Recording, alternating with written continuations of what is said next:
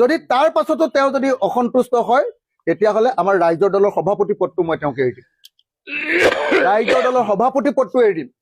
কিন্তু ভূপেন বৰাৰ নিচিনা এজন মানুহক, ইমান অভিজ্ঞ মানুহক, ইমান দিন ধৰি যুঁজ বাগৰ কৰি থকা মানুহক, সন্মানীয় মানুহক আমি কেতিয়াও এনেকৈ আঁতৰি যাবলৈ দিব নোৱাৰো। এই কথাটো আপোনালোকে মনত ৰাখিব। মই আকৌ কৈ দিছো দেই, একদম কোনো পধ্যে কোনেও নুলিয়াব যে ভূপেন বৰা বিজেপিলৈ যাব। বিজেপিক আমি ইয়াত একদম সোমাবলৈও নিদিওঁ।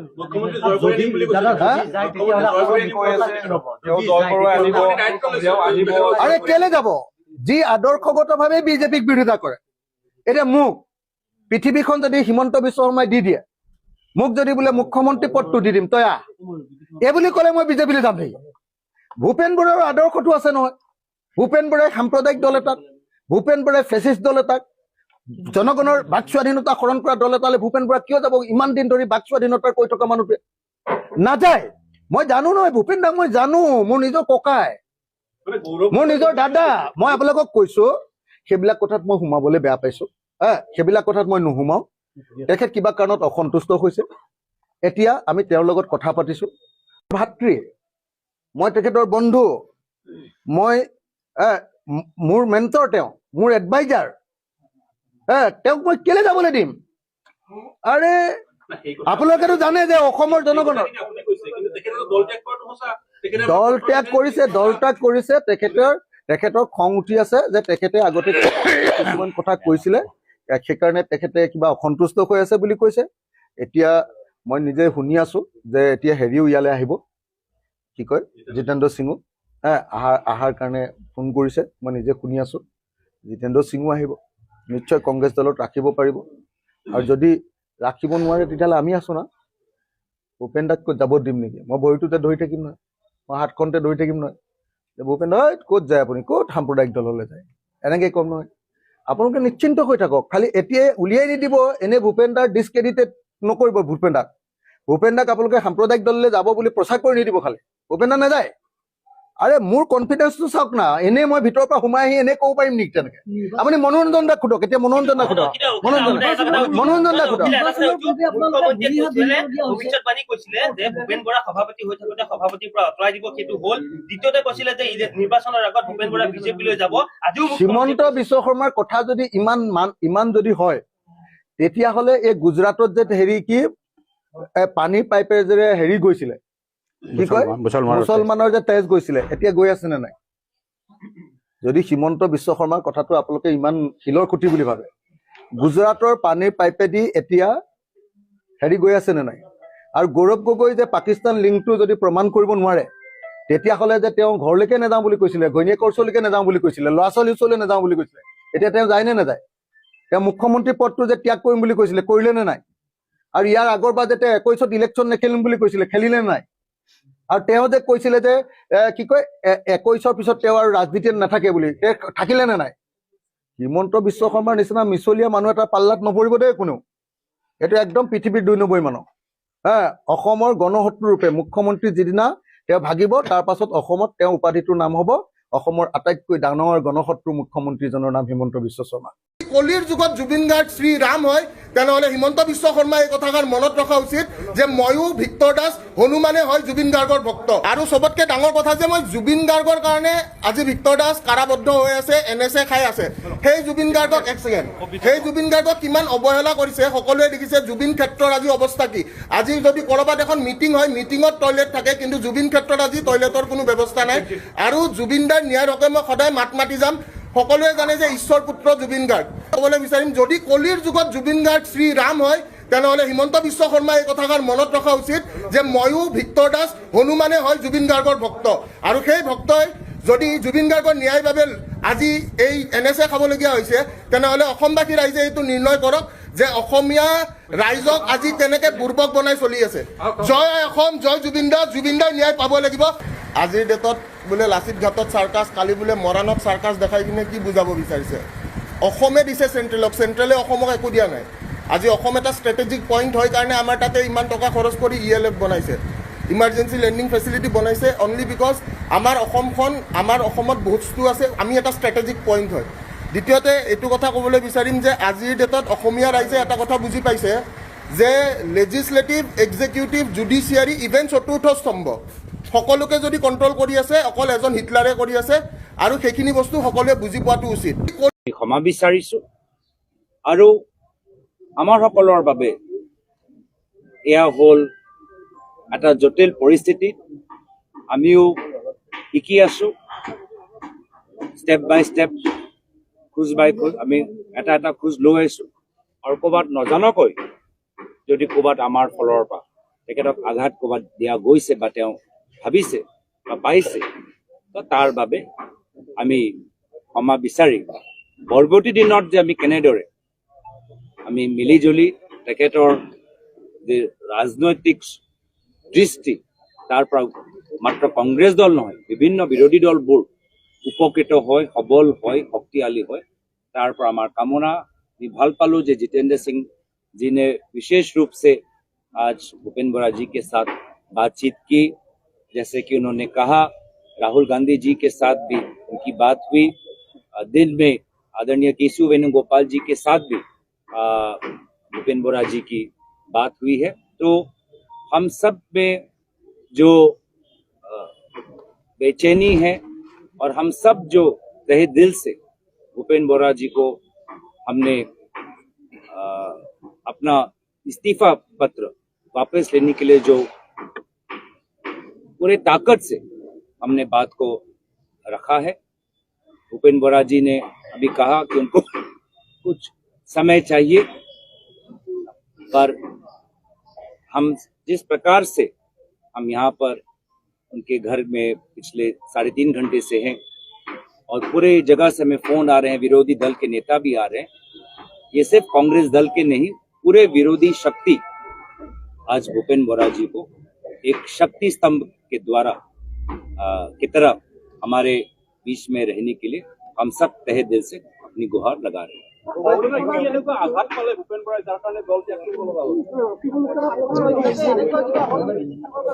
अब यहाँ मेरे ख्याल से ज्यादा कहने की जरूरत नहीं है। आज कांग्रेस की प्रदेश इलेक्शन है, आज हमारी बहुत अहम बैठक होने वाली प्रदेश इलेक्शन कमेटी, जिसके अंदर आगामी चुनाव के लिए किस तरह से टिकट बांटे जाएंगे, जो हमारे पास पैनल आए हैं ब्लॉक से, जिले से, उनके ऊपर चर्चा होगी। और वो अहम मीटिंग के अंदर हमारे साथ हमारे बहुत ही प्रिय श्री भूपेंद्र बोरा जी उस मीटिंग के अंदर रहे। Thank you.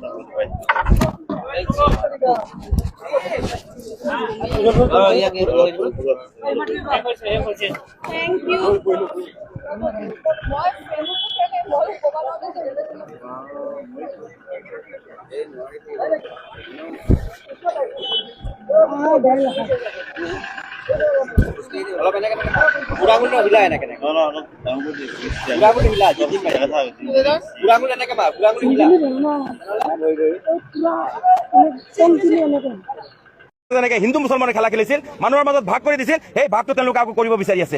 আজি কাঞ্চনজুৰি বাগিচাৰ কথা যেতিয়া বাতৰি কাকতত ওলাই যায়, হিমন্ত বিশ্ব শৰ্মাৰ পত্নীৰ মেকডোনাল্ডৰ কথা যেতিয়া ওলাই যায়, তেওঁলোকে তেতিয়া ইউএছটিএমৰ কথা কয়। কাঞ্চনজুৰি বাগিচাত সেই বিলাসী তেওঁলোকৰ হোটেলৰ কথা যেতিয়া সংবাদ মাধ্যমত ওলাই যায়, তেতিয়া হিমন্ত বিশ্ব শৰ্মাই মিয়া আৰু অসমীয়াৰ কথা ক'ব ওলায়। হিমন্ত বিশ্ব শৰ্মাৰ বান্দ্ৰা ইণ্টাৰনেশ্যনেল স্কুলৰ কথা যেতিয়া সংবাদ মাধ্যমত বিৰোধী পক্ষই, অসমৰ বিদ্বক মহলে, সাহিত্যিকসকলে, সমাজৰ লোকসকলে তেওঁলোকে যেতিয়া হিমন্ত বিশ্ব শৰ্মাৰ পুত্ৰৰ কোম্পানীবিলাকৰ কথা ক'বলৈ যায়, তেতিয়া তেওঁলোকে মিয়া আৰু অসমীয়া অসমীয়াৰ কথা ক'বলৈ ওলায় এয়া ডিভিজনৰ পলিচি এইটো এটা ব্ৰিটিছ পলিচি ব্ৰিটিছৰ আৰ্হিত হিমন্ত বিশ্ব শৰ্মা ডাঙৰীয়া ব্ৰিটিছৰ 200 বছৰীয়া শাসনৰ ওপৰত নিশ্চিতভাৱে অধ্যয়ন কৰিছে আৰু হিমন্ত বিশ্ব শৰ্মালৈ কি আহ্বান জনাব মামা হয় তেওঁ সকলোৰে আমাৰ মামা নহয় সি বেইমান ৰাস্তাটো আমাৰ অনুদয় দিছে 1000 টকা 1200 টকা মিঠাতেল কিনিবলৈ গ'লে লাগে 200 টকা গেছ ভৰাবলৈ গ'লে লাগে 1200 টকা 1200 টকা যদি গেছটোতে লাগে বাকী বস্তুখিনি কাম মুঠো চুবাম তাৰ মুঠো চুবাম নেকি গতিকে বিজেপি ভোট মই নিদিওঁ ৰফিকুল ইছলামক এৰেষ্ট কৰা হল তেখেতে শিৱসাগৰত ৰংঘৰত যায় কিবা কোৱাৰ কাৰণে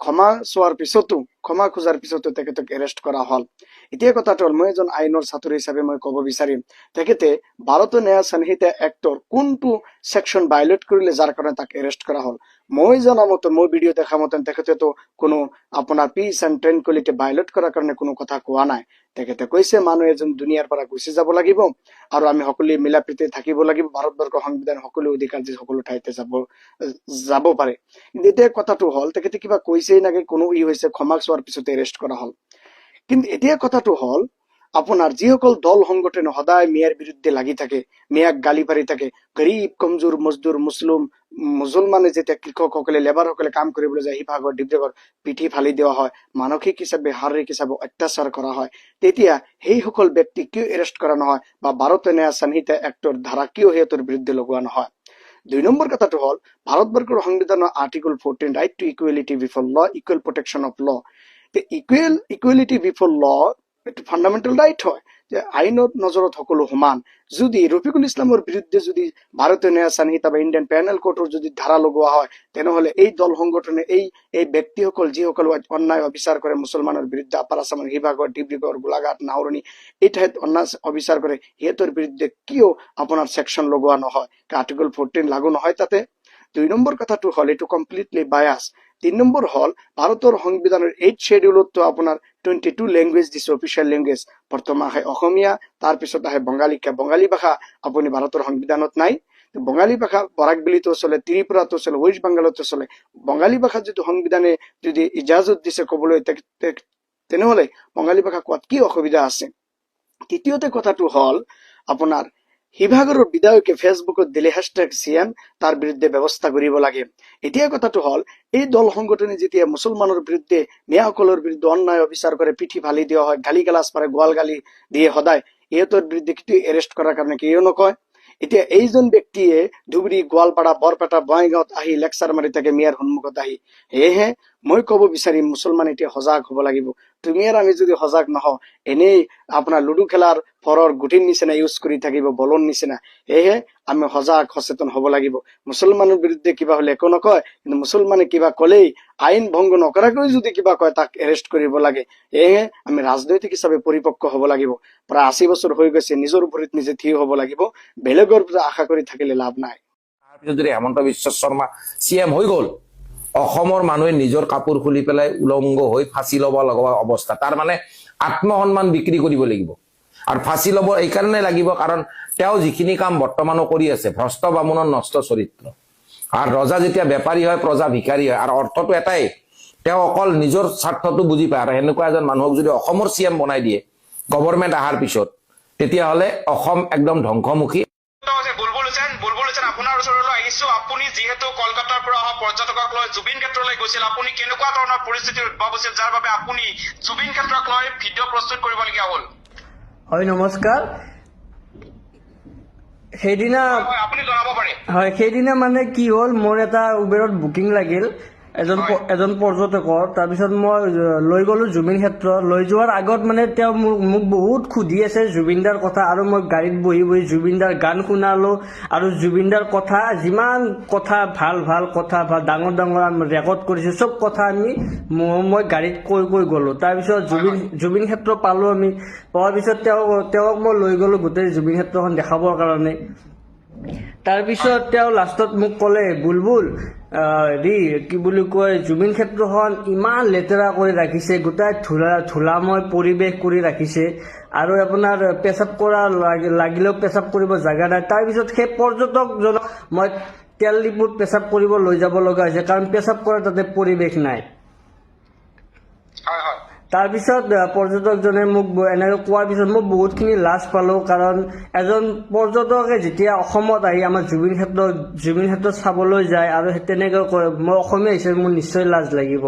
সেই কথাখিনিয়ে মই ভিডিঅ'ৰ দ্বাৰাই ছ'চিয়েল মিডিয়াত এৰি দিলোঁ, আৰু এৰি দিয়াৰ পিছত সকলোৱে সঁহাৰি জনালে, সেইখিনিয়ে আৰু নিশ্চয়কৈ সমগ্ৰ ৰাজ্যবাসী আপোনাৰ যিটো ভিডিঅ'টো শ্বেয়াৰ কৰিছে, আচলতে জুবিন গাৰ্গ যিহেতু আমাৰ প্ৰাণৰ আপোন শিল্পী, জুবিন গাৰ্গৰ বা জুবিন ক্ষেত্ৰত এনেকুৱা এটা পৰিৱেশ হৈ থকাটো কোনেও নিবিচাৰে, আৰু দেখিবলৈ পোৱা গৈছে। কিন্তু আপুনি সামাজিক মাধ্যমত যিটো ভিডিঅ' প্ৰকাশ কৰিছে, ভিডিঅ'টো প্ৰকাশ কৰাৰ পিছতে কিন্তু মুখ্যমন্ত্ৰী হিমন্ত বিশ্ব শৰ্মা ইতিমধ্যে জুবিন ক্ষেত্ৰক লৈ ব্যৱস্থা গ্ৰহণ কৰিছে। আপুনি কি ক'ব এই সন্দৰ্ভত? হয়, আমাৰ CM ছাৰে ঘোষণা কৰিছে, সেইটো আমি একচুৱেলি মই সেইটোৱে বিচাৰিছিলোঁ, কাৰণ আমি যিহেতু কেব চালক, আমি সঘনাই জুবিন ক্ষেত্ৰত যাই থাকোঁ। বহুত টুৰিষ্টকে হওক, নহ'লে আমাৰ লোকেল অসমীয়া মানুহে হওকে হওক, আমি ভাড়া পায়ে থাকোঁ আৰু আমি গৈ থাকোঁ। সেইকাৰণে জুবিন ক্ষেত্ৰখন অতি সোনকালে ভাল হোৱাটো আমি বিচাৰোঁ, কাৰণ অসমৰ ৰাইজৰ লগত জড়িত হৈছে জুবিন দা, আমাৰ আৱেগ জড়িত হৈছে। সেইকাৰণে জুবিন ক্ষেত্ৰখন আমি অতি সোনকালে ভাল হোৱাটো বিচাৰোঁ, আৰু CM ছাৰে এইটো ঘোষণা কৰিছে, তাৰ কাৰণে মই বহুত ভাল পাইছোঁ। আচলতে আপুনি সামাজিক মাধ্যমত খুব উচ্চাৰিছে যে আজিৰ পৰা জুবিন ক্ষেত্ৰলৈ নাহো, কিন্তু এতিয়া দেখিবলৈ পোৱা গৈছে জুবিন ক্ষেত্ৰ পুনৰ আগৰ নিচিনাকৈ এতিয়া পৰিষ্কাৰ কৰা হৈছে, চাফ চিকুণ কৰা হৈছে। হয়, সেইটোৱে আৰু তাৰমানে আগৰ দৰে আপুনি জুবিন ক্ষেত্ৰলৈ যাবনে নাই ইয়াৰ পিছত? নিশ্চয় যাম, মই যায়ে থাকোঁ সদায়, আৰু সেইটো মই এটা লাজ পোৱাৰ কাৰণে খঙত এটা মই কৈছিলোঁ যে নাযাওঁ বুলি। এতিয়া মই নিশ্চয় যাম, কিয় নাযাম, আৰু মই যাম, আৰু মই নিজৰ লগতে মোৰ বাহিৰৰ পৰা অহা পৰ্যটককো মই নিশ্চয় নিবলৈ চেষ্টা কৰিম।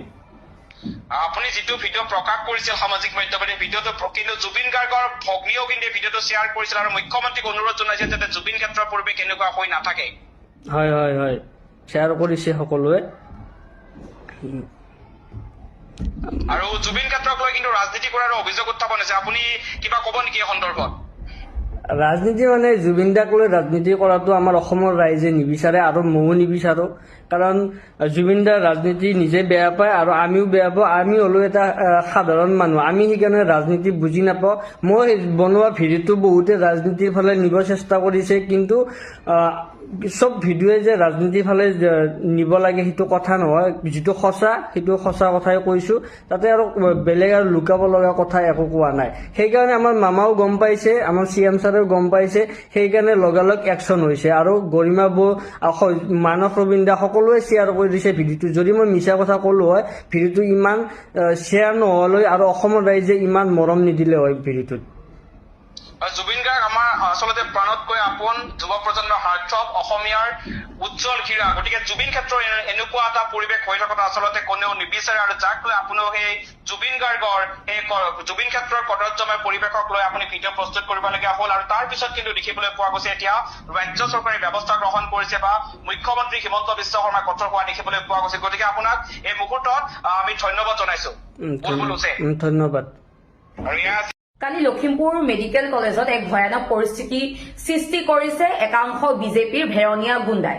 এতিয়া কথা হ'ল, কালি আমাৰ সভাপতি গৌৰৱ গগৈ ডাঙৰীয়া, ভূপেন বৰা ডাঙৰীয়া আৰু আমাৰ কংগ্ৰেছৰ যিসকল নেতা আছে, কৰ্মকৰ্তা আছে, সকলো লখিমপুৰলৈ গৈছিলে, আৰু লখিমপুৰ মেডিকেল কলেজতো তেওঁলোকে গৈছিলে। লখিমপুৰ মেডিকেল কলেজৰ যোৱাৰ পিছত তাতে এগৰাকী মহিলা, তেওঁ নিজে আমাৰ সভাপতি ডাঙৰীয়া ভূপেন বৰা ডাঙৰীয়া তেওঁ নিজে তেওঁলোকৰ ওচৰলৈ আহিছে, মহিলাগৰাকী, আৰু আহি পেলাই কৈছে যে ইয়াত আহি কেনেকুৱা পালে, তেওঁ যেন মেডিকেল কলেজখনৰ তেওঁ প্ৰিন্সিপাল, তেওঁ যেন তাত চাকৰি কৰে। এতিয়া এটা কথা জানিব বিচাৰিছো, মহিলাগৰাকীক সুধিব বিচাৰিছো, বাইদেউ আপোনাৰ ভিডিঅ' আমি দেখিছো, তাত আপুনি বিভিন্ন সময়ত বিভিন্ন মতামত দিছে। প্ৰথমে কৈছে যে আপুনি সাধাৰণ ৰাইজ হিচাপে আহিছে, তাৰ পিছত কৈছে যে আপুনি চাকৰি কৰে, তাৰ পিছত আপুনি কৈছে যে বিজেপি কৰ্মকৰ্তা হয়। এতিয়া কথা আছে, যদি আপুনি তাত কৰ্মচাৰী হয় মেডিকেল কলেজখনত, তেনেহলে আপুনি চৰকাৰী কৰ্মচাৰী হয়। চৰকাৰী কৰ্মচাৰী হলে আপুনি বিজেপি জিন্দাবাদ, মানৱ ডেকা জিন্দাবাদ কেনেকে দিব পাৰে? আমাৰ মুখ্যমন্ত্ৰী বুলি কেনেকে ক'ব পাৰে? আপুনি চৰকাৰী কৰ্মচাৰী হয়, আপুনি বিজেপি দলৰ কৰ্মচাৰী নহয়। চৰকাৰী যি ৰুল আছে সেইখিনি আপুনি জানে নে নাজানে?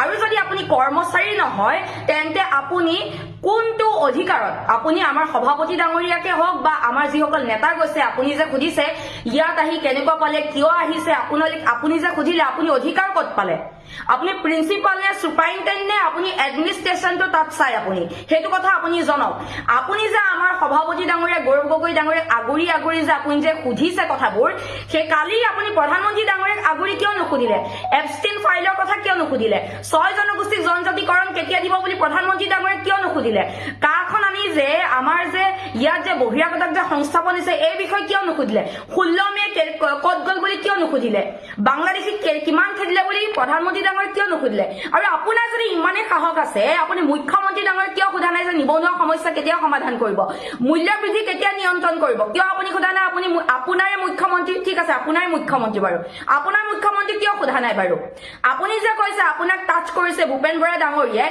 তেনেহলে আপোনাক আমি সুধিব বিচাৰিছো আপোনালোকৰে বিজেপি কৰ্মকৰ্তাসকলে যে আমাৰ মহিলা সভানেত্ৰীকে আদি কৰি আমাৰ মুখপাত্ৰ ইভেন মোকো ইমান যে টাৰ্গেট কৰে আপোনালোকৰ বিজেপি আইটি সেলে সেইটো ক্ষেত্ৰত আপুনি কি ক'ব আমিও কেছো দিও আমাৰতো কেছো নলয় আপোনালোকৰ নেতা যিবিলাক বিজেপি আইটি সেলৰ কৰ্মকৰ্তা আছে তেওঁলোকেতো আমাকতো বহুত অপমান কৰে চৰকাৰৰ বিৰুদ্ধে ক'লে আমাক বহুত সাহিত্যিকভাৱে আমাক তেওঁলোকে এটেক কৰে সেই বিষয়ত কি ক'ব আৰু আপোনাক যদি ভূপেন বৰা ডাঙৰীয়াই হাত টানিছে বা আপোনাক যদি টাচ কৰিছে তেনেহ'লে ভিডিঅ'টো ক'ত আছে প্ৰথমতে আপুনি ক্লিয়াৰ কৰক আপুনি মেডিকেল কলেজখনত কৰ্মৰত হয় নে আপুনি বিজেপিৰ কৰ্মকৰ্তা নে আপুনি স্থানীয় ৰাইজ আপোনাৰ তিনিটামান ভিডিঅ'ত আপোনাৰ তিনিটামান ষ্টেটমেণ্ট দেখিছো আপুনি নহ'বা এগৰাকী মিছলীয়া মহিলাৰ পৰা পৰিগণিত হ'ব আৰু আপুনি যদি চৰকাৰী কৰ্মচাৰী হয় তেনেহ'লে চৰকাৰী কৰ্মচাৰী হিচাপে থাকক আপুনি বিজেপি জিন্দাবাদ মানৱ ডেকা জিন্দাবাদ আৰু আমাৰ মুখ্যমন্ত্ৰী বুলি কিয় কৈছে আপুনি কি এজেণ্ডা লৈ আহিছে আমি সকলোৱে জানো কেৱল আপুনি নিৰ্যাতন হোৱা নাই আপোনালোকৰ তেন্তে মুখ্যমন্ত্ৰীক কিয় নুসুধে আগুচি পেলাই যে 7টা বজাত বাছপে ভৱনত কিয় মহিলা যাব নোৱাৰে আপোনাৰ মুখ্যমন্ত্ৰীক আগুচি পেলাই কিয় নুসুধে যে হেৰি বিজেপিৰ মহিলা যে ইন্দ্ৰাণী তহবিলদাৰ ক্ষেত্ৰত কি হ'ল ন্যায় পাবনে নাপায় আপোনাৰ মুখ্যমন্ত্ৰীক কিয় নুসুধে যে মুখ্যমন্ত্ৰী ডাঙৰীয়া যে সভাত যে কয় যে বিজেপি কৰ্মকৰ্তাসকল যে গাখীৰ দিয়া গৰু যিমানে দানা খুৱাব সিমানেই গাখীৰ দিয়ে এইবিলাক কথা আগুচি কিয় নুসুধে অসমৰ সমস্যাৰ কথা আপুনি অসমৰ মুখ্যমন্ত্ৰী কিয় আগুচি নুসুধে আপুনিতো সুপাৰিনটেণ্ডেণ্ট প্ৰিন্সিপাল নহয় যে আমাৰ সভাপতি ডাঙৰীয়া এনেকে কুৱেশ্যন সুধিব আৰু ভূপেন বৰা ডাঙৰীয়াৰ কথা যে আপুনি মিছা এলিগেশ্যন লগাইছে আপোনাৰ কথাতে আপোনাৰ বক্তব্যতে প্ৰমাণ পাইছে আপুনি প্ৰথমে ৰাইজক জনক আপুনি বিজেপি নেতা কৰ্মকৰ্তা নে আপুনি চৰকাৰী কৰ্মচাৰী নে আপুনি স্থানীয় ৰাইজ লখিমপুৰ কোনোবা বাইদেউ এজনীয়ে কৈ আছে কিবা ভূপেন দাই বোলে চুপলৈ গৈছিলে মই বাইদেউজনীক কৈছো আপোনাৰ লাজ নালাগেনে চৰম নালাগেনে আপুনি ভূপেন বৰাৰ কেটেগৰীটো জানে নাই আপোনাৰ নিচিনা মানুহক চুবলৈ যাব বৰ লাজ লগা কথা দেই ইমান গুকাত মিছা কথা কিয় কয় একদম স্পষ্টভাৱে কৈছো কংগ্ৰেছেও ভুল কৰিছে বিজেপিয়েও ভুল কৰিছে কালি কিন্তু মোৰ কথাটো হ'ল মই নদী নাৰী প্ৰসংগত আনি কৈছো যে আপোনাৰ নিচিনা মহিলাৰ বাবে যোনগৰাকীয়ে আপুনি যিমান ডাঙৰ মানুহ হয় আপোনাৰ বেকত যিমান ডাঙৰ মানুহ আছে আই ডোণ্ট কেয়াৰ মই আপোনাক কৈছো বাইদেউ আপোনাৰ নিচিনা মানুহৰ বাবে আজি শ মানে হাজাৰ মহিলাই কান্দি থাকিব লগা হৈছে কিয় জানে আগতে এখন আইন আছিলে ল'ৰাই যদি ৱাইফক বা কোনোবা ছোৱালীক যদি এনেকৈ হাত লগায় বা গালি পাৰে তেতিয়া সেই মানুহজনৰ জেল হয় কিন্তু আপোনালোকৰ নিচিনা মানুহে সেই আইনখন অপব্যৱহাৰ কৰিছিল পুৰুষৰ ওপৰত মিছা বদনাম জাপি দিছিল যাৰ বাবে সেই আইনখন আঁতৰাই দিলে এতিয়া বহু মহিলাই তাৰ বাবে দুৰ্ভোগ ভুগিব লগা হৈছে আৰু সেই দুৰ্ভোগৰ বাবে লাষ্টত গৈ মোৰ নিচিনা এজন মতা মানুহে নদী নাৰী জাগ্ৰত শক্তি অসম মহিলা সমিতি খুলিব লগা হৈছে বুজি পাইছেনে আপুনি আপোনাৰ নিচিনা মানুহে ভূপেন বৰাই আপোনাক ইমানখিনি মানুহৰ আগত টাচ কৰিলে অসৎ ইংগিত দিলে এইটো যে এটা গুকাত ফাল্টু মিছা কথা আজিৰ ডিজিটেল যুগত এইটো এটা মিছা কথা গুকাত মিছা কথা এইখিনিতে কংগ্ৰেছ কৰে বিজেপি কৰে কোনে কি কৰে মোৰ একো মতলব নাই সেইটো চবেই জানে মই কেনেকুৱা পাগলা টাইপৰ মানুহ চবেই জানে কিন্তু কথাটো হ'ল এনেই মানুহক বদনাম নিদিব নাপায় কাৰণ ৰাজনীতিবিদ কংগ্ৰেছৰে হওক বিজেপিৰে হওক বহুত কষ্ট কৰি ৰাজনীতি কৰে ভূপেন বৰা মোৰ ঘৰৰ ওচৰৰ মানুহ মই চিনি পাওঁ নহয় ভূপেন বৰাৰ চৰিত্ৰ কেনেকুৱা ভূপেন বৰা মানুহটো কেনেকুৱা ভূপেন বৰা কিমান শিক্ষিত আপুনি ভূপেন বৰাৰ যিখিনি জ্ঞান আছে যিখিনি কোৱালিটি আছে আপুনি তাৰ এটা গুণৰো যোগ্য নহয় ঠিক আছে কালি তেওঁলোকে মানৱ ডেকাই কিবা সম্পত্তিৰ হিচাপ বিচাৰি ৰেলী কৰিছে সেইটো বেয়া কাম কৰিছে কাৰণ মানৱ ডেকাই সেইটো সমষ্টিত কাম কৰিছে ৰঙানদী সমষ্টিত যথেষ্ট কাম কৰিছে মই সেইটো গেৰেণ্টি দি ক'ব পাৰোঁ কাৰণ মোৰ নিজৰ চকুৰ আগত সলনি হৈছে যিবোৰ ৰাস্তাত যাবলৈ আমাৰ ভয় লাগিছিল যিবোৰ ৰাস্তাত আমি গাড়ী চলাব নোৱাৰিছিলোঁ এইবোৰ মানৱ ডেকাই ফিনফিনীয়া বনাই দিলে সেইটোত মই মানৱ ডেকাক অল দ্য বেষ্ট দিছোঁ। আৰু কাম কৰক, আৰু ভাল কৰক, আকৌ বিধায়ক জিকাওক, ইমানলৈকে কোনোবাই ক'ব নেকি? আৰু মানৱ ডেকাই যোৱা 5টা বছৰত মই 2বাৰ বা 3বাৰ লগ পাইছোঁ, ফুটাকুৰি এটাও দিয়া নাই। দাদাই মোক লগ পালে গালিহে পাৰে, কিন্তু তেওঁ ভাল কাম কৰিছে। লখিমপুৰ সমষ্টিটোত বিশেষকৈ খুব ধুনীয়া কাম কৰিছে। কিন্তু মোৰ কথাটো হ'ল, কালি দেখিছোঁ সৰু সৰু কেইটামান ল'ৰা, আৰু এটা মোৰ দুখ লাগিছে, শংকৰদেৱ শিশু বিদ্যা নিকেতনত পঢ়া এটা ল'ৰা, তাক মই ইমান ভাল পাওঁ। আমি ৰাজনীতি কৰিব লাগিব। আমি কংগ্ৰেছৰ, কোনোবা যদি কংগ্ৰেছী কৰিছোঁ বিজেপিৰ বিৰুদ্ধে কথা ক'ব লাগিব, বিজেপি কৰিছোঁ যদি কংগ্ৰেছৰ বিৰুদ্ধে কথা ক'ব লাগিব। কিন্তু মিছা অপবাদ দি নহয়, কাকো নিদিব। ৰঙানদী সমষ্টিটো যিজন নেতা আমাৰ ভূপেন বৰা অকল ৰঙানদী বুলিয়ে নহয়, অসমৰ নেতা। তেওঁ কোৱালিটি থকা মানুহ, তেওঁ কথা ক'ব জানে, তেওঁ ৰাজনৈতিক বিচক্ষণতা আছে, তেওঁ যথেষ্ট গুৰু গম্ভীৰ মানুহ। এইটো দেখ জল পট কথা। মই এজন অসমীয়া হিচাপে মোৰ ঘৰৰ ওচৰৰ মানুহ এটা, ভূপেন দাই হওক বা অন্যান্য বিজেপি, কংগ্ৰেছ, AGP যোনেই নহওক, যোন দলৰ মানুহ আহি অসমত এটা প্ৰতিষ্ঠা লাভ কৰিব, তাক মই সদায় চেলুট জনাম। কিন্তু মোৰ কথাটো হ'ল যে মিছা বদনাম দিয়া যে এই কাৰবাৰটো ৰাজনীতিত বেয়া কথা, কোনেও নকৰিব এইটো কাম। কাৰণ ৰাজনীতিবিদ এজনে জানে কিমান কষ্ট কৰি তেওঁ ৰাজনীতিৰ এডাওনাকৈ পাৰ হৈ আহে। আৰু আজিকালি মানুহ শিক্ষিত হ'ল, ডিজিটেল যুগত আছে বাইদেউ। বাইদেউ, ডিজিটেল যুগত আছে মানুহ। আপোনাৰ কি দৰকাৰ? এতিয়া যদি কংগ্ৰেছে কয় যে আমি বোলে DC হেৰিটো বনাই থৈছিলোঁ, আপোনালোক তাত নোসোমাব বিজেপিৰ মানুহ, হ'ব নেকি? বোলে কংগ্ৰেছে যদি ক'ব বোলে আমি এইটো ৰাস্তা আমি বনাইছিলোঁ, তোমালোকে ইয়াৰ ওপৰত খোজ নিদিবা, তোমালোকে ৰিপেয়াৰিং কৰিছা ইয়াৰ ওপৰত, ইয়াত খোজ নিদিবা, হ'ব নেকি? আৰে কংগ্ৰেছ বিজেপিৰ বাদে আমি একোজন মানুহ, প্ৰত্যেকজনে মানুহ।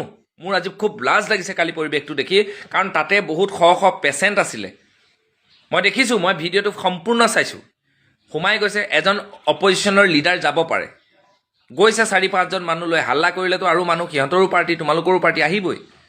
আৰু তাতে মানৱ ডেকাক কোনোবাই ৰুধিব পৰা শক্তি কোনোৱে নাই তাত, মই এইটো জানো।